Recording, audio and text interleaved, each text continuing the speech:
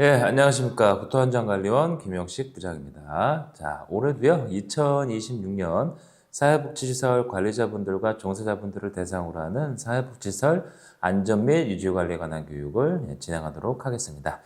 자, 올해는요, 사회복지시설의 이제 그 재해, 재난, 이런 유형과 더불어서 전반적인 안전관리에 대해서 어떻게 해야 되는지 그런 부분에 대해서 살펴보도록 하겠습니다. 자, 먼저 목차를 보겠습니다. 첫 번째로서 이제 사회복지 사업에 다양한 재해 유형이 있거든요. 뭐 넘어짐이라든가, 뭐 화상이라든가 이런 다양한 재해 유형이 있는데 그런 재해 유형을 먼저 살펴보고 두 번째로서는 자연재난, 사회재난 그리고 사회복지사의 안전관리와 이제 안전관리에서 더욱더 제일 중요하다고 하는 거는 이제 피난이잖아요. 이제 피난에 대해서 한번 알아보고요. 더불어서 중대재해처벌법에 대해서도 간략하게 알아보도록 하겠습니다. 자, 첫 번째입니다. 사회복지사업의 재해 유형에 대해서 알아보도록 하겠습니다. 자, 먼저 첫 번째로서 사회복지사업의 재해 유형을 볼 건데요. 자, 우리 보건 및 사회복지 사업의 재해 발생 특성상 다양한 좀 유형으로 좀 나눠져 있는데요. 재해 유형 중에서도 가장 많은 부분을 차지하는 건 아무래도 이제 넘어짐 사고죠. 넘어짐이 한 40.6%, 그 다음에 작업 관련성 질환 12.3%, 무리한 동작, 뭐 부딪힘, 이상 온도 접촉, 뭐 화상을 얘기하는 거죠. 화상 등 다양한 재해 발생의 특성을 좀 볼 수가 있습니다. 자, 먼저 이제 그 넘어짐을 볼 건데요. 넘어짐이라고 하는 거는 뭐 환자라든가 뭐 그 이용자 부축한다라든가 이 목욕탕이라든가 화장실, 바닥, 계단에서 등에서 이제 미끄러지는 이런 유형들이 좀 많이 있습니다. 우리가 이제 안전한 작업 방법을 위해서는 가급적 이제 2인이 부축하고 이동시키는 게 이제 원칙이라고 볼 수가 있겠고요. 그리고 미끄럼 방지 기능이 있는 슬리퍼를 착용한다라든가 그리고 계단 디딤판에 논슬립 테이프를 부착한다라든가 문 하단 턱이 없는 경사를 설치하는 작업 방법이 있겠죠. 특히 이제 계단 디딤판 같은 경우에는 우리가 이제 계단을 디딜 때 물론 이제 엘리베이터를 이용하는 방법이 제일 좋겠지만은 부득이하게 계단을 이용해야 되는 경우에는 계단 디딤판이죠. 우리가 발로 디디는 부분을 계단을 보면은 디딤판이라고 하고 발로 디디는 디딤판과 디딤판 사이에 높이 있는 부분 그 부분을 철판이라고 하거든요. 자, 이 계단 디딤판에서는요. 계단 디딤판의 마감 자체가 좀 요철이 있어가지고 미끄럽지 않은 마감 형태로 되어 있는 경우가 있어요. 이럴 경우에는 별도의 논슬립이 필요가 없겠지만은 미끄러운 재질, 이제 광이 날 정도로 미끄러운 재질로 되어 있다라고 한다라고 할 경우에는 계단 디딤판에 논슬립 테이프라든가 논슬립 장치를 부착을 해서 넘어짐 사고를 예방을 해야겠습니다. 특히 이제 또 경사로 같은 경우에는 이 경사로 기울기에 대한 기준이 있어요. 이제 길이가 12만큼의 이제 길이가 될 경우에는 높이 1만큼, 12분의 1만큼의 이제 기울기를 이제 유지를 해야 되겠습니다. 그 다음 재해 발생 형태로서는 이제 근골격계 질환을 들 수가 있겠습니다. 뭐 반복적인 동작이라든가 부적절한 자세 등으로 인해서 발생을 할 수가 있는데요. 힘줄이나 인대 관절 조직이 미세하게 손상되는 이러한 이제 재해 유형을 이제 이야기할 수가 있겠죠. 당연히 안전한 작업 방법으로는 하체를 이용한 들어올림이라든가 우리가 뭐 물건이라든가 이런 부분들을 들 때 그냥 허리를 굽혀가지고 드는 경우가 많이 있잖아요. 그럴 게 아니라 하체, 무릎을 좀 굽혀가지고 안전하게 이 하체, 허벅지 힘으로 이제 들어 올리는 이런 방법이 있을 수가 있겠고요. 그리고 당연히 중량물은 2인 1조로 하고 쿠션이 있는 신발 착용을 한다라든가 그리고 더불어서 이제 컴퓨터라든가 이런 문서 작업을 할 경우에는 당연히 그 손목 받침대라든가 여러 보호구가 있습니다. 여러 보호구를 착용을 해서 안전한 작업 방법을 유지를 해야 되겠습니다. 다음으로 이제 화상이 있을 수가 있겠는데요. 이 화상 같은 경우에는 우리가 예상치 못하게 많이 생각보다 예상치 못하게 많이 발생을 하고 있습니다. 저 같은 경우에도 예전에 이제 화상을 입은 적이 있는데요. 그 고통은 아주 너무 이제 그 끔찍할 정도로 아주 아프더라고요. 자, 일단은 가스불이나 이런 조리기구에 이제 식기를 담아 운반하는 과정에서 뭐 발생한다라든가, 이런 그 피부나 연부 조직이 이제 손상된 상태를 이제 우리가 화상이다라고 볼 수가 있겠고요. 안전한 작업 방법으로는, 멸균 소독기, 전면에 화상주의 표지판을 설치한다라든가 반드시 장갑 등의 이제 개인 보호구 착용을 해야 되겠죠. 그리고 혹시라도 화상을 입었을 경우에는요, 냉수로 15분 이상 차게 응급 방법으로 일단은 무조건 열을 좀 빼줘야 되더라고요. 저 같은 경우에도 이제 손바닥에 화상을 한번 입은 적이 있는데 급하게 이제 그 병원 갔는데 병원에서도 그 얼음 담은 물이라든가 이제 그쪽에다가 이제 손을 담아가지고 열기를 빼주더라고요. 열기를 빼줘가지고 냉수를 급하게, 물론 이제 그 감염 방지를 위해서 소독약 처치하는 부분들이 제일 우선적이겠죠. 그다음에 떨어짐 사고가 있겠습니다. 우리가 이제 뭐 전구라든가 이런 전등을 교체한다라든가 높은 부분에 있는 물건을 뺀다라든가 이동시킨다고 할 경우에 떨어짐 사고가 많이 발생을 하는데요. 자, 오른쪽에 있는 그림처럼 우리가 이제 형광등을 교체한다라고 할 경우에, 그리고 뭐 사다리를 이용한다라고 할 경우에는 반드시 그 3점 접촉 상태라고 해가지고, 우리가 왼쪽에 이제 아래 왼쪽 그림 보시면은 사다리, A형 사다리에 사람이 올라가 있잖아요. 올라가 있을 경우에는, 자, 양발 두 다리, 양발과 더불어서 손이 고정된 물체에 닿아 있잖아요. 이렇게 그 양발 2점, 한 손 해가지고 3점이 접촉한 상태에서 사다리라든가 이런 부분들을 사용을 해야겠다라고 하는 부분들이고요. 그리고 일자형 사다리를 올라갈 때도 마찬가지죠. 양발과 한 손, 3점은 무조건 접촉을 한 상태로 반대쪽 손을 이용해가지고 작업을 한다라든가 이동을 사다리를 위로 올라간다라든가 하는 3점 접촉 상태를 유지하는 게 아주 중요하다라고 볼 수가 있겠고요. 일자형 사다리를 사용할 경우에는 오른쪽 그림에는 살짝 빠져 있는데요. 아래쪽에 그 아웃트리거라고 하죠. 이제 사다리가 미끄럼 방지 될 수 있는 부분들, 그리고 75도 이하를 유지를 해서 작업을 해야 되겠습니다. 그리고 또 더불어서 반드시 2인 1조로 보조 작업자와 함께 작업해야 되는 부분들을 잊으시면 안 되겠죠. 자, 이제 두 번째로서 이제 자연재난, 사회재난에 대해서 한번 알아보도록 하겠습니다. 자, 먼저 이제 자연재난이라고 한다고 하는 거는요, 지진과 태풍, 홍수, 호우, 강설, 대설, 폭염 등의 자연현상으로 발생하는 재해를 이제 말합니다. 자, 그 중에서 가장 대표적인 거는 이제 지진이 있을 수가 있겠죠. 자, 24년 기준으로, 한반도 및 인근 해역에서 발생한 지진, 그러니까 규모 2.0 이상의 지진은 총 87회라고 합니다. 그리고 3.0 이상의 지진은 총 7회고요. 자, 이 옆나라인 일본 같은 경우에는 기준이 아예 다르죠. 지진 규모 이제 5.0 이상의 지진이 연평균 111회 발생한다고 합니다. 자, 아래 그래프를 보시면은요, 우리나라 같은 경우에도 지진이 78년도부터 이제 아날로그 관측을 시작을 했고요. 98년도까지는 아날로그 관측을 이제 관측을 했고, 99년도부터는 이제 디지털로 이제 관측을 했는데, 그렇다고 하더라도 점점점 시간이 갈수록 근래에 들수록 지진 발생 규모가 더 커지는 것을 알 수가 있죠. 2016년에 경주 지진, 2017년에 포항 지진으로 갈수록 급격하게 그 지진 발생 빈도가 더 높았다는 것을 우리가 확인을 할 수가 있고요. 23년, 24년도도 마찬가지로 그 이전에 80년대랑 비교를 하면은 더욱더 그 지진 발생 규모가 빈도가 더 잦았다라고 볼 수가 있겠습니다. 자, 요거는 이제 포항 지진 사진입니다. 포항 지진이 발생됐을 당시에 저희 국토안전관리원에서는 기존에 하던 일을 멈추고 포항 지역의 전수 그 피해봤던 시설들을 다 조사를 했었습니다.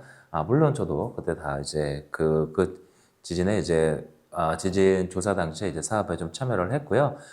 왼쪽 사진 같은 경우에는 우리가 흔히들 이제 빌라라고 하는 이제 주택의 1층 규모입니다. 우리가 1층 같은 빌라 같은 경우에는 1층이 이제 기둥과 보로 이루어져 있는 이제 라멘 구조, 2층, 3층, 4층 같은 경우에는 이제 벽식 구조, 힘을 벽에 받아주는 벽식 구조로 되어 있는데요. 1층 기둥이 파손된 형태를 많이 볼 수가 있었습니다. 왼쪽 상단 사진 같은 경우에는 특히나 기둥이 아예 파손될 정도로 이러한 파손이 좀 많이 있었고요. 그 다음에 오른쪽 위의 사진처럼 이제 오른쪽 위의 사진은 이제 조적 구조죠. 벽돌로 이루어진 벽돌이 벽체에 힘을 받아주는 조적 구조였는데 이러한 구조에서 피해를 많이 받았고요. 그리고 왼쪽 아래 사진처럼 이제 왼쪽 아래 사진은 이제 그 콘크리트 구조입니다. 철근 콘크리트 구조라고 하더라도 길이가 긴 벽체인 경우에는 이중벽을 세워서 그 공사를 하게 되는데요. 그러한 부분들 벽체와 벽체 사이에다가 단열재를 넣고 이중벽체인 구조에서 균열이 많이 발생한 사진을 볼 수가 있겠습니다. 오른쪽도 마찬가지고요. 오른쪽은 1층에 그 1층 바닥과 이제 그 낮은 발코니, 난간, 낮은 발코니, 철근 콘크리트에 있는 낮은 발코니 이런 부분들이 이제 파손된 사진을 볼 수가 있겠고요. 자, 다음 사진을 보시면은요, 이제 사회재난에 대해서 한번 알아보도록 하겠습니다. 사회재난 중에서도 이제 붕괴가 가장 발생 빈도라든가 유형으로 봤을 때 많이 발생한 사고라고 볼 수가 있겠는데요. 사회재난이라고 하는 것은 붕괴, 화재, 폭발, 교통사고, 감염병 등으로 인해서 발생하는 피해를 이야기합니다. 90년대 특히 이제 시설물이라고 하는 교량이라든가 터널, 뭐 건축물도 마찬가지고요. 통틀어서 시설물이라고 하는데 90년대 이전에는 우리가 이제 물량 위주에 짓기 바빴죠. 다리라든가 교량, 건축물 새로 짓기 바빴기 때문에 물량 위주의 건설과 유지 관리의 소홀로 인해서 사고가 많이 발생을 했습니다. 자, 그 중 가장 대표적인 게 왼쪽 아래에 있는 92년 7월 달에 발생한 창선대교 붕괴 사건이라고 볼 수가 있겠는데요. 이 창선대교 붕괴 사건은 많은 분들이 알지는 못해요. 왜냐하면 창선대교라고 하는 게 이 경상남도 진주 밑에 사천이 있고요. 사천 밑에 또 남해가 있는데 이 남해가 창선도와 남해도 이 두 개로 이루어진 섬입니다. 섬을 이제 이어주는 다리라고 볼 수가 있겠는데요. 이 창선대교의 상판, 교각과 교대, 이 다리의 이제 상판이 이제 붕괴된 사건이라고 볼 수가 있겠습니다. 이 붕괴로 인해 가지고 사망자가 2명 정도 이제 발생한 사건이고요. 여기서 이제 그친 게 아니라 94년 10월 달에는 여러분들이 너무나 잘 알고 계시는 성수대교 붕괴 사건, 또 95년도에는 건축물의 대표적이라고 볼 수가 있는 삼풍백화점 붕괴 사건까지 이제 발생을 하게 되죠. 이 삼풍백화점 같은 경우에는 우리가 흔히들 무량판 구조라고 하죠. 기둥과 천정 슬래브로 이루어진 구조인데요. 이 부분이 이제 붕괴돼서 많은 사상자가 있었던 안타까운 사고라고 볼 수가 있겠습니다. 자, 여기서 이제 그친 게 아니고요. 이제 상도 유치원이라고 해가지고요. 상도 유치원 붕괴 사건이라고도 있었습니다. 이때 당시에는 뉴스에 좀 많이 나왔었는데요. 2018년 9월 6일 오후 11시 20분경 밤에 인근 다세대 주택 공사장의 이제 흙막이 붕괴로 인해서 상도 유치원 건물 자체가 붕괴되는 이런 사고가 있었습니다. 이 붕괴로 인해 가지고 철거를 했고요. 그리고 25년 11월에는 신축되어 새롭게 개관된 사건이라고 볼 수가 있겠는데 상도 유치원 같은 경우는 이제 주말에 발생한 사고입니다. 주말에 발생한 사고였고 이게 갑작스럽게 붕괴되었기 때문에 물론 갑작스럽게 붕괴가 되었다고 하더라도 그 전조 증상이 발생을 하거든요. 뭐 바닥에 솟아오른다라든가 건물 벽체에 균열이 지속적으로 발생한다라든가 이러한 위험 요소가 많이 발생을 합니다. 다행히 주말 밤에 이게 전도가 되어 불행 중 다행으로서 주말 밤에 이러한 사고가 발생이 돼서 인명사고로까지는 이어지지 않았고요. 천만다행이었죠. 자, 이렇게 내가 근무하고 있는 시설물, 건축물 주변으로 공사 현장이 있다라고 할 경우에는 우리가 기본적으로 당연히 이제 땅을 파게 되죠. 터파기 공사라고 하는데 땅을 파게 되면은요, 이제 현장에서는 다양한 개축 관리를 해야 됩니다. 현장 내부에서의 개축 관리뿐만 아니라 인접한 건축물 내에서도 크랙 게이지라고 해가지고 균열 게이지라든가 틸트 미터라고 해가지고 건물의 기울기라든 이런 부분들까지 개축 관리를 통해 가지고 이런 터파기 공사로 인해서 붕괴라든가 이러한 전조 증상이 있으면 빨리 알아채고 대비를 해야 되겠죠. 따라서 공사 현장뿐만 아니라 인접한 건축물들까지 개축 관리가 이루어져야 된다는 부분들, 이런 부분들을 특히나 더 아셔야 되겠고요. 특히나 이제 가운데 이제 상도 유치원 붕괴 사진을 보시면은 상도 유치원이 언덕 위에 높이 있는 건물들이었어요. 그리고 훨씬 더 낮은 위치에서 터파기를 하게 되는데 이렇게 내가 근무하고 있는 건물이 좀 높은 위치에 있고 더 낮은 위치에서 터파기라든가 인접하게 이제 그 터파기 공사라든가 건설 공사가 이루어진다라고 할 경우에는 특히나 더 개축 관리라든가 안전에 유의를 해야 되겠습니다. 네, 지진 대응에 대해서, 재난 대응에 대해서 말씀을 드리도록 하겠습니다. 지진 붕괴죠. 지진으로 인한 흔들림을 감지했을 경우에는요, 우리가 책상 다리를 붙잡고 몸을 보호하는 게 우선이죠. 따라서 흔들림을 감지했을 경우에는요, 책상과 같은 부분들 밑으로 우리가 일단은 몸을 보호하고, 그 다음에 흔들림이 멈추었을 때 계단을 이용해서 신속하게 대피하는 게 우선이다라고 볼 수가 있겠습니다. 지진으로 인한 건축물의 붕괴 전에 사전 징후가 또 있거든요. 균열이라든가 탈락, 소음 등의 이런 파악이 중요하기 때문에 꼭 지진뿐만 아니라 붕괴 징조로 인한 사전 징후, 건축물에 대한 뭐 벽체라든가 이런 부분에 균열이 지속적으로 발생된다라든가 바닥이 솟아오른다라든가 마감재가 탈락이 연이어서 발생한다라든가 이런 부분들 경우에는요, 파악이 제일 중요하고요. 특히나 이제 그 지진 같은 경우에는 계단실과 대피를 통해서 피난을 하는데, 피난하기 전에 흔들림 감지했을 경우에는요, 먼저 그 책상 다리라든가 이런 부분들 밑으로 먼저 몸을 보호하는 게 우선이다라고 볼 수가 있겠습니다. 자, 그리고 세 번째로요, 사회복지시설의 안전관리에 대해서 한번 알아보도록 하겠습니다. 자, 우리가 안전할 경우에는요, 안전에 대해서 가장 대표적인 게 하인리의 법칙이라고 볼 수가 있겠습니다. 자, 1대 29대 300의 법칙이라고 하죠. 한 건의 대형 사고가 발생하는 데 있어서는 그 이전에 29건의 경미한 사고가 발생을 하고요. 또한 그 29건의 경미한 사고 이전에는 300건의 이상 징후가 있더라라고 하는 게 하인리의 법칙입니다. 이 하인리라는 분은 이제 그 예전 분이거든요. 1930년대에 미국에 있는 트래블러스라는 보험회사에서 근무하시던 분이었어요. 근데 이분이 그 이전에 발생했던 1932년 이전에 발생했던 이제 사고 보고서 이런 부분들을 분석을 하다 보니까 공통점이 있다라는 것을 이제 발견을 하게 된 거죠. 1대 29대 300의 법칙을 찾아내게 된 거거든요. 따라서 이러한 부분들을 1932년에 책을 쓰게 됩니다. 사회재난 그 과학적 접근법이라고 하는 이제 책을 쓰고, 그 책에서 1대 29대 300의 법칙이라는 것을 이제 최초로 안전에 관한 부분들을 이제 일원화시켰다라고 볼 수가 있겠고요.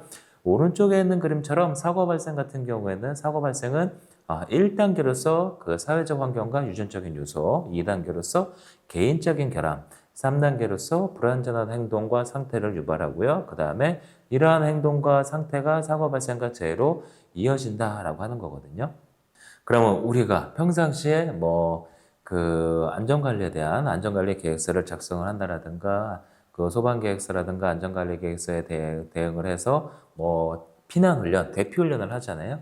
안전활동 자체가 사람의 이제 불안전 행동과 상태를 방지함으로써 사고 발생과 재해를 예방할 수 있다라고 하는 이론이다라고 보실 수가 있겠습니다. 자, 그리고 근로자, 종사자, 시민, 이용자의 안전에 대해서 한번 볼 건데요. 자, 우리가 이제 그 이전에는 산업안전보건법이라고 해가지고 임금을 목적으로 하는 근로자를 전체적으로 이제 근로자로 산업안전보건법에서는 근로자라고 합니다. 사업장의 근로를 제공하는 사람이죠. 이러한 근로자가 재해를 발생됐을 때는 산업재해, 중대재해, 산업안전보건법에 의해서 산업재해, 중대재해라고 이제 나눠졌거든요. 그런데 최근에는 보면은 이제 중대재해처벌법이 다 5인 이상 사업장에 대해서 전부 다 적용이 확대되었잖아요.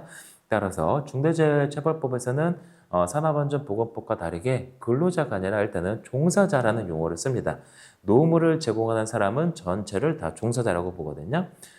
기존에 사업장의 근로를 제공해왔던 사람들뿐만 아니라 일용 근로자라든가 도급, 용역 등에 따른 근로자를 통틀어서 종사자라는 용어를 쓰고요. 또한 더불어서 우리 그 종사자뿐만 아니라 이용자가 다쳤을 경우에는 시민재해라고 해가지고 시민들이 다치거나 종사자가 다쳤을 경우에는 중대산업재해, 시민들이 다쳤을 경우에는 중대시민재해까지 폭넓게 더 포괄하는 게 중대재해처벌법이다라고 보시면 되겠습니다. 자, 이러한 안전관리는요, 시설물에 대해서 건축물 중심으로 한번 살펴보도록 하겠습니다. 자, 이 건축물, 예를 들어서 이제 연면적 3,000제곱미터 이상의 집합 건물 같은 경우에는 건축물 관리법이라고 있어가지고요.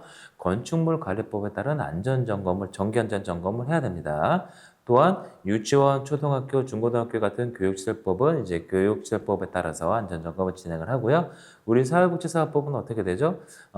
사회복지사업법에 따라서 그 시설 자체적으로 하는 자체 점검, 우리가 동절기, 하절기 점검해가지고 자체 점검을 하잖아요. 자체 점검뿐만 아니라 지자체 현장 점검 또한 더불어서 복지부와 지자체 공공기관이 다 함께하는 민간 합동 점검까지 사회복지사업법에 따라서 점검을 하게 됩니다. 자, 이렇게 사회복지사업법에 따른 점검을 한다고 하더라도 시설물의 안전 및 유지 관리가 대한 특별법이라고 해가지고요. 시설물의 안전에 관해서는 이 특별법이 제일 우선시됩니다. 물론 이제 규모가 큰 시설물이겠죠.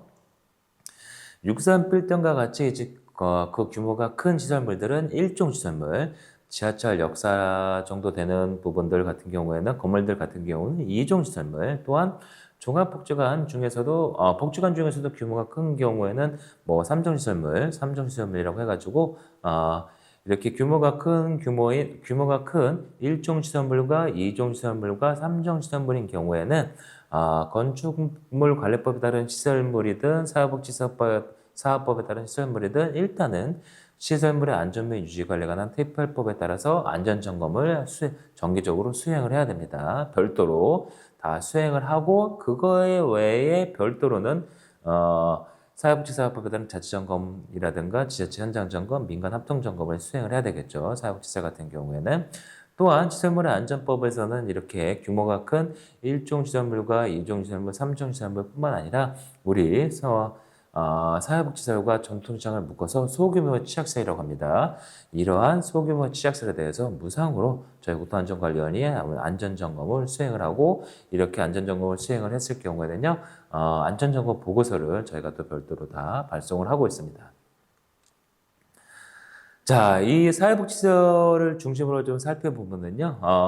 소규모 시설 안전관리 시스템이라고 해가지고 저희가 시스템을 통해 가지고 다 안전점검을 수행을 하고 있습니다.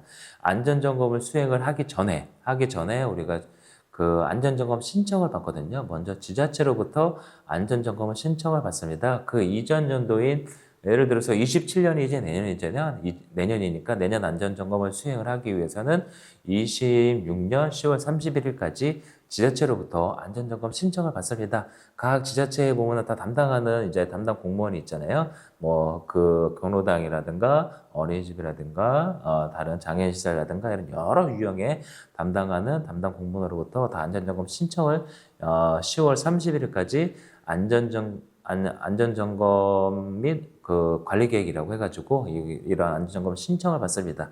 더불어서 우리 사회복지사 관리자분들은요 12월 달에 sfms.or.kr 이 사이트를 통해서 안전점검 신청을 직접 할 수가 있습니다. 그렇다고 하더라도 안전점검 신청을 하는 시설들이 저희한테 안전점검 신청을 하는 시설들이 저희가 할 수 있는 안전점검을 할 수 있는 시설물보다 항상 더 그 규모가 많기 때문에 저희가 오래된 시설물들 위주로 안전점검을 진행을 하고 있습니다. 자, 이렇게 안전점검을 진행하는 시설물일 경우에는 관리원이 직접적으로 안전점검을 이제 진행을 하기도 하고요. 그리고 그 스마트 시설 안전관리 매니저라고 해가지고 경로당과 어린이집과 같은 이런 시설물들 같은 경우에는요, 그 스마트 시설 안전관리 매니저라고 해가지고 사회 서비스형 일자리가 있습니다. 저희가 60세 이상의 점검원분들을 1년에 21시간 교육을 시키거든요. 21시간 교육을 시켜가지고 핸드폰을 통해서 사진을 찍고 안전점검을 진행을 하게 되는데 이분들이 진행한 안전점검 같은 경우는 저희 관리원에서 전수 모니터링을 합니다. 전수 모니터링을 통해서 특히나 위험 요소가 확인된 시설들은 저희가 직접 또 안전점검을 진행하는 이런 투트랙 방식으로 안전점검을 진행하고 있습니다. 자, 사회복지사업법에 대해서 한 번 더 자세히 살펴보도록 하겠습니다. 시의 사회복지사업법에 따라서요, 시설의 안전점검 등에 대해서는 사회복지사업법 제34조의 사에 따라서 진행을 하고 있습니다. 여기 있는 내용들은 뭐 여러 가지가 있지만은 아까 제가 좀 전에 말씀드렸던 것처럼 자체 점검, 지자체의 현장 점검, 그 다음에 민관 합동점검을 진행을 해야 된다. 보건복지부 장관이 정하는 바에 따라서 안전점검을 실시해야 한다라는 하는 내용입니다. 또한 더불어서 위험 요소가 있을 경우에는요, 시설물 안전법에 따라서 그 안전점검, 관리업 국토안전관리에서 직접 안전점검을 진행을 하거나 외부 진단업체를 통해서 안전점검하는 이러한 방법이 있을 수가 있겠습니다. 자, 동절기, 하절기 안전점검에 대한 내용인데요. 요거는 우리가 이제 하절기, 예를 들어 지금 여름철이니까 하절기 사회복지사 안전점검 표에서 안전점검 항목이 이제 69개잖아요. 안전관리 계획 수립에 관한 항목 4개, 책임보험에 관한 항목 3개, 소방안전관리에 관한 항목 24개 등등 해가지고 시설물 안전관리, 뭐 급식, 위생 안전관리, 감염병, 종합의견까지 해가지고 총 69개 항목에 대해서 우리가 안전점검을 진행을 하고 있습니다. 시설 자체 점검은 모든 시설들이 다 하절기, 동절기 자체 점검표에서 점검을 해야 되는 거고요. 지자체 행정 점검은 지자체 중심으로 해서 자체 점검 대상 시설의 한 15% 정도 진행을 하게 되겠고, 민간 합동 점검은 100개소 이상 좀 큰 규모의 시설물들이라든가 오래된 시설물들 위주로 보건복지부에서 이제 그 선정을 하게 되면은 전기안전공사, 가스안전공사, 저희 국토안전관리원, 그다음에 이제 소방청 같이 해서 복지부, 지자체가 같이 해서 함께 점검을 하는 이러한 시스템으로 진행을 하고 있습니다. 더불어서 이제 경로당과 같은 부분들 같은 경우는요, 우리 아까 좀 전에 말씀드렸던 것처럼 스마트 시설 안전관리 매니저, 시니어 점검원이라고 하는데요. 매니저분들이 경로당을 점검을 해서 점검하는 체계로 가고 있고요. 그 안전점검 항목은 하절기, 동절기 안전점검 항목표에는 좀 더 간소화시켰어요. 간소화시켜서 책임보험에 관한 항목 하나, 소방에 관한 항목 2개, 전기 안전관리에 관한 항목 2개, 가스, 시설물 안전관리 해가지고 총 25개 항목에 의해서 안전점검을 진행을 하고 있습니다. 자, 네 번째로서 이제 안전관리 계획과 피난에 대해서 한번 말씀드리도록 하겠습니다. 자, 우리가 안전관리에 대해서는 가장 기본적으로 써요. 안전관리 계획서라는 게 있죠. 안전관리 계획서. 여러분들 소방 계획서라든가 이런 부분들 다 마찬가지로 안전관리 계획서의 한 부분인데요. 먼저 안전관리 계획서라고 하는 거는 보건복지부에서 발간하고 있는 매년 업데이트를 하고 있는 안전관리 매뉴얼이 있습니다. 그 매뉴얼에 따르면요, 우리가 기본적으로 소방 계획서와 더불어서 거기서 아까 좀 전에 말씀드렸던 그 자연재난 대응, 피난이라든가 지진, 태풍, 대설, 한파 여러 가지 자연재난에 대한 대응에 관한 내용들, 그리고 더불어서 감염병 대응을 어떻게 할 건지도 마찬가지로 포함시켜서 소방계획서와 자연재난 대응, 감염병을 어떻게 대응할 건지 이런 내용을 통틀어서 안전관리계획서라고 합니다. 따라서 기존에 있던 소방계획서에다가 지진, 태풍, 대설 이러한 자연재난을 어떻게 대응을 할 건지 대피 방법이 조금 다르잖아요. 다 이런 대피 방법 조금 더 추가하고 감염병 대응에 대한 내용들, 예를 들어서 감염병 예방 교육이라든가 청소, 소독 환기에 관한 내용들, 그리고 사회적 거리두기, 방문객 관리 등 우리가 코로나 때 다 해봤지 않습니까? 이런 내용들까지 다 통틀어서 안전관리 계획서라는 거를 우리가 작성을 해가지고 준비를 해야 되겠습니다. 따라서 한마디로 정리하자고 하면은 사회복지시설 안전관리 계획서는 기존의 소방계획서에다가 피난 플러스 감염병에 대한 대응을 어떻게 할 건지에 대한 내용들을 추가해서 안전관리 계획서라고 부른다라고 보시면 되겠습니다. 그러면 이 내용에 대해서 한번 살펴보도록 하겠습니다. 먼저 이제 소방계획서가 된 내용들인데요. 소방시설 설치 및 관리에 관한 법률에 따르면은요, 관리에 관한 법률에 따라서 특정 소방 대상 시설물들 같은 경우, 특히 우리 노유자 시설물들 같은 경우는요, 소방계획서를 작성을 해야 됩니다. 이 소방계획서는 기존 양식대로 우리가 다 진행을 하는데요. 이 양식에 우리가 현황, 먼저 위치, 구조, 건축물에 대한 구조, 철근 콘크리트 구조인지 조적 구조인지 이러한 구조들, 그리고 연면적이라든가 용도, 수용 인원에 관한 내용들과 더불어서 소방, 그럼 이 건물에 대해서 소방시설이 어떻게 되어 있는지, 방화시설이 어떻게 되어 있는지에 대한 현황과 더불어서 이 대책 및 계획에 대한 내용들, 자체 점검이라든가 피난 계획, 소방훈련 교육 관한 내용들, 대책 및 계획이 좀 들어가 있어야 되겠고요. 그리고 우리 자해소방대를 조직하는 부분들이라든가 피난 유도 등 이러한 내용들이 전반적으로 1번에서 10번까지의 항목이 소방계획서에 작성이 되어야 됩니다. 그러면 또 자세히 보시면 일반 현황인데요. 일반 현황을 조금 더 자세히 보시면은 여러 가지가 있지만 오른쪽만 한번 살펴보도록 하겠습니다. 우리가 계단이라고 한다라고 할 경우에는 계단 중에서도 우리 제한 설비가 있는지, 제한 설비가 없는지 이런 부분들을 이 건물의 이 부분들을 현황에 좀 기록을 하셔야 되겠고요. 오른쪽 위에 있는 그림처럼 이제 배연창 제한 설비가라고 있죠. 배연창은 이제 뒤에서 배연창과 제한 설비에 대해서는 간단하게 이따가 좀 설명을 드릴 거고요. 특히나 더 유념해야 될 부분들은 인원 현황이죠. 거주 인원이라든가 근무 인원, 특히 이제 고령자와 영유아, 장애인이 몇 명인지 피난한 소방 화재가 발생됐을 경우에 이러한 그 우선적으로 대피시켜야 될 이런 인원들이 바뀌었을 경우에 우리가 정기적으로 꼭 업데이트, 현행화를 좀 시켜서 이런 부분들이 안전관리 계획에서 한번 작성했다고 끝나는 게 아니라 인원이 변동됐을 경우에는 특히나 이런 부분들 현행화 시켜야 되는 부분들을 꼭 기억을 하셔야 되겠습니다. 이 계단에 대해서 한번 자세히 한번 알아보도록 하겠습니다. 자, 직도 계단에는요, 직동 계단과 피난 계단, 특별 피난 계단이 있습니다.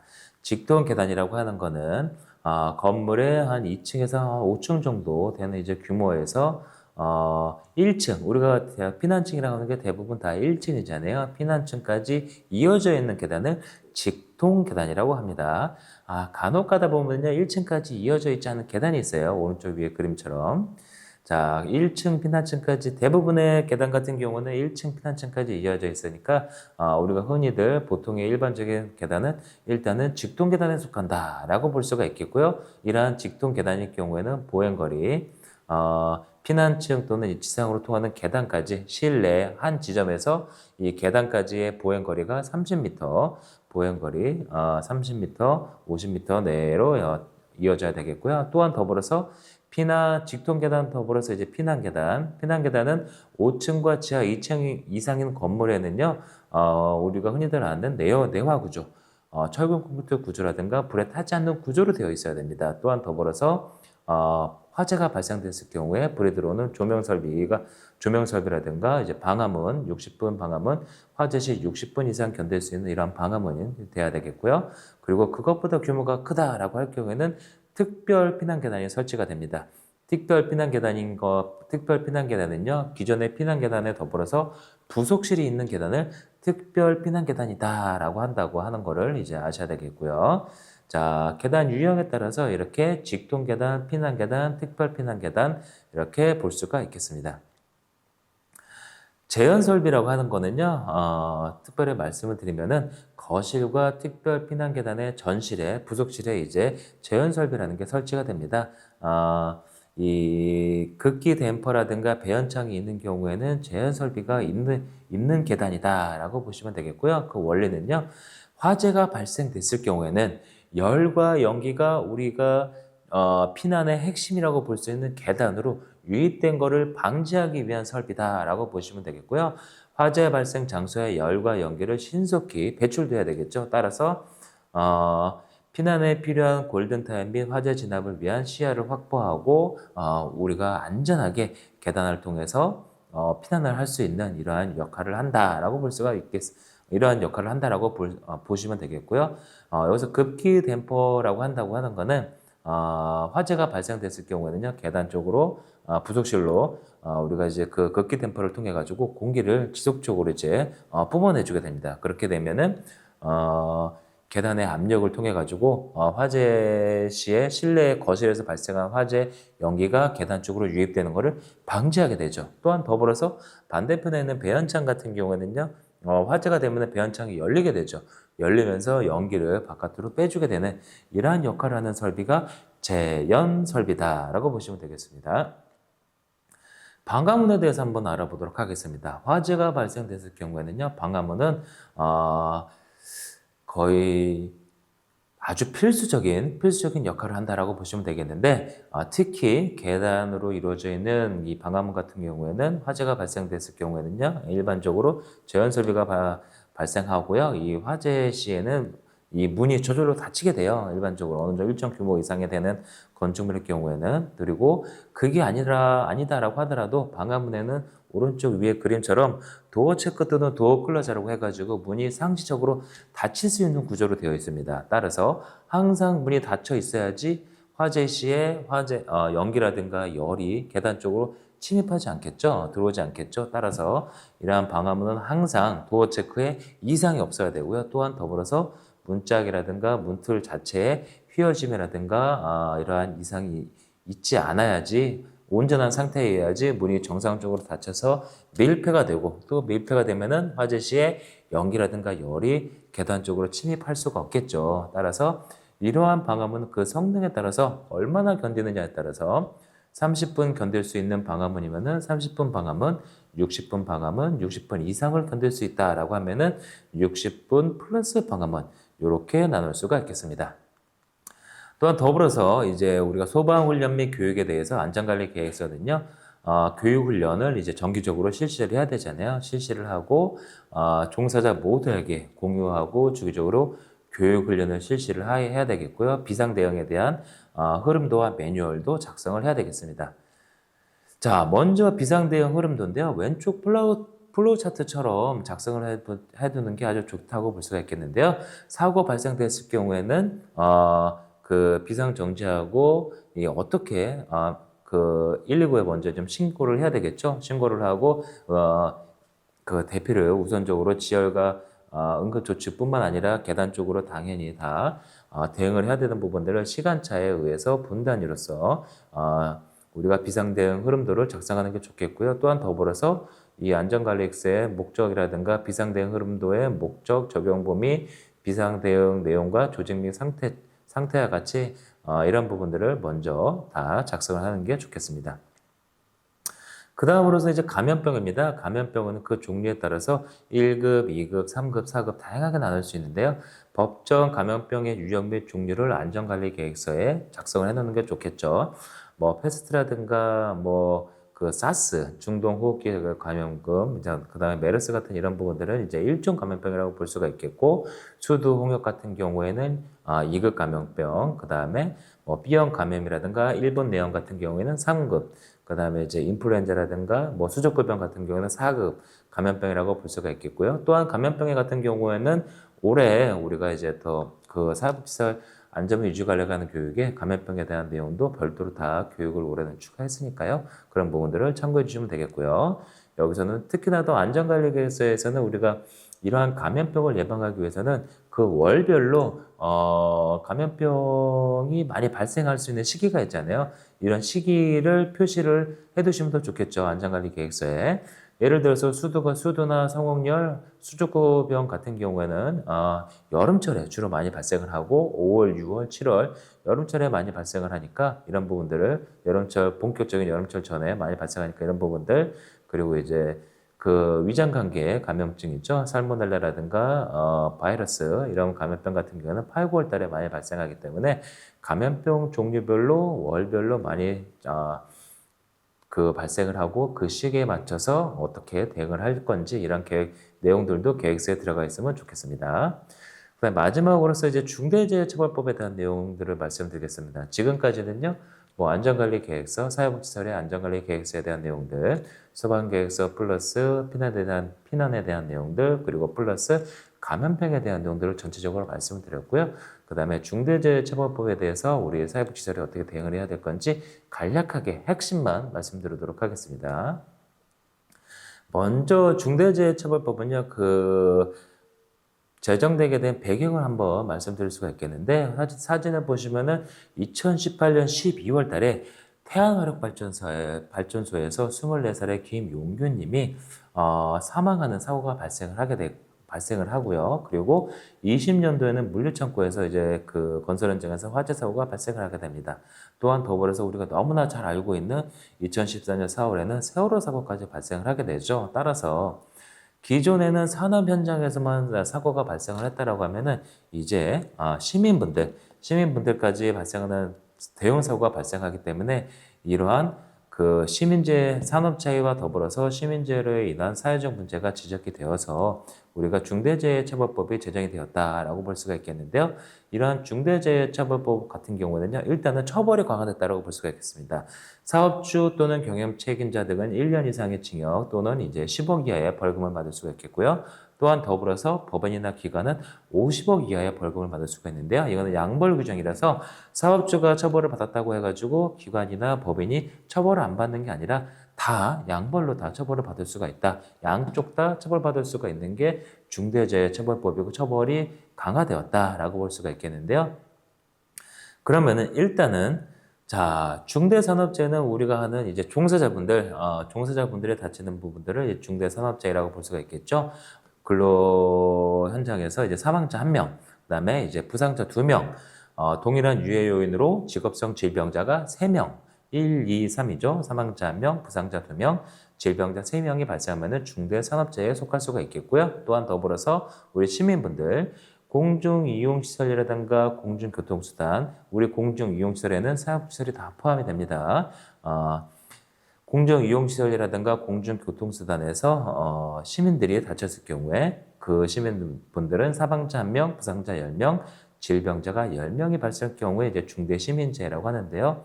이러한 중대산업재해와 중대시민재해를 합쳐서 중대재해라고 합니다. 따라서 이러한 중대재해가 발생됐을 경우는 처벌이 사업주 또는 법인이 양쪽 다 처벌을 받을 수가 있다라고 하는 점 기억해 두셔야 되겠고요. 그러면은 이러한 중대재해처벌법에 대응을 하기 위해서는요, 또 여러 가지 일들이 있지만은 안전보건관리체계라는 걸 구축을 해야 됩니다. 안전보건관리체계라고 하는 거는 재해 예방을 위한 인력과 예산을 어떻게 마련을 하고 점검하고 조치를 해야 될 건지라고 하는 내용들이고요. 또한 더불어서 중앙행정기관이라든가 지자체의 시정명령이 있을 경우에는 마찬가지로 그런 시정 이행 조치가 있어야 되겠고요. 다른 관계법령에 따른 음행 조치도 해야 되지만은 여기서 핵심이 되는 거는 우리 사업장에서 중대재해가 발생했을 경우에 안전보건관리 체계라는 게 있느냐 없느냐라는 게 아주 중요한 핵심 포인트가 된다라고 보시면 되겠습니다.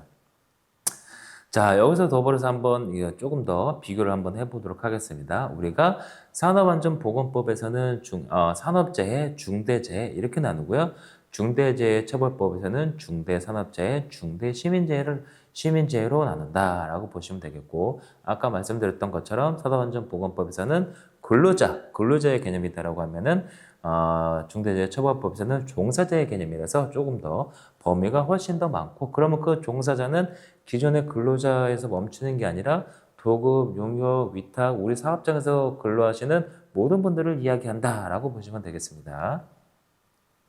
아까 안전보건관리체계 말씀드렸는데요. 안전보건관리체계라고 하는 거는 이렇게 1번에서 9번 항목이 있는데 우리 사회복지사 같은 경우에는 2번, 6번은 제외하고 1번, 3번, 4번, 5번, 7번, 8번, 9번 항목을 준비를 하셔야 되겠습니다.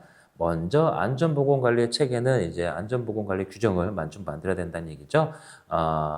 이 중대재해처벌법에서는 안전보건관리 체계라고 하는데 이 체계에서는 첫 번째로서 안전보건 목표와 경영 방침을 설정을 해야 되겠고요. 그리고 이 안전보건관리 체계에서 핵심이 되는 항목이 이제 3번 항목이라고 볼 수가 있는데요. 유해 위험 요인을 확인하고 계산하는 절차를 마련을 해야 된다. 그리고 그러한 절차를 마련을 했으면은 반기에 1회 이상 점검 후 조치를 해야 된다라고 하는 건데요. 여기서 말하는 유해 위험 요인 확인하는 절차라고 한다고 하는 거는 우리가 이제 그 사업장에서 뭐 화상이라든가 아까 처음에 말씀드렸던 것처럼 화상이라든가 넘어짐이라든가 다양한 사고가 발생을 할 수가 있잖아요. 그러면은 이러한 다양한 사고에 대해서 위험성의 정도를 평가를 하고 그 다양한 유형에 대해서 어떻게 대응을 하고 조치를 할 건지 이런 내용들을 이야기합니다. 예를 들어서 아까 처음에 말씀드렸던 것처럼 이제 사다리 사고가 있겠죠. 일반적인 일자형 사다리를 사용했을 경우에는 사다리가 미끄러짐이라든가 이러한 사고가 발생될 수가 있으니까 미끄러짐 방지 일자형 사다리를 아예 사용하지 않는다라든가 A형 사다리를 사용한다라든가 이런 작업 방법 변경이라든가 안전교육 반드시 2인 1조로 하는 작업 방법을 바꿈으로 인해서 사고를 예방할 수가 있는데요. 이러한 위험 요인을 확인하고 계산하는 절차를 서류상으로 마련을 하고 그리고 그거를 이행하는 절차, 이행까지 하는 절차를 마련을 해야 된다고 하는 게 유해 위험 요인을 확인하고 계산하는 절차다라고 볼 수가 있겠습니다. 또한 더불어서 재예방에 필요한 인력과 예산을 마련을 해야 되겠고요. 그리고 안전보건관리 책임자 등의 충실한 업무 수행. 여기서 말하는 안전보건관리 책임자는요, 사업장이지 사업주라고 볼 수가 있겠죠. 또한 종사자, 일하시는 분들의 의견 청취하는 절차를 마련을 하고요. 중대산업재해 발생됐을 경우에 어떻게 매뉴얼을 마련하고 조치를 할 건지에 대한 항목들, 그리고 더불어서 우리가 도급 용역 위탁을 줬을 경우에 어떻게 그 평가를 하고 도급을 주고 또한 이분들의 그 사고를 예방하기 위해서 어떠한 조치를 취할 건지 이 부분들까지 통틀어서 안전보건관리 체계라는 그 체계를 마련을 하고 대응을 해야 된다라고 볼 수가 있겠습니다. 자, 아까 세 번째 항목에서 말씀드렸던 유해 위험 요인 확인하고 계산하는 절차는 뭐 다양한 방법이 있겠지만은 그 중에서 핵심이 되는 내용들은 이러한 내용들입니다.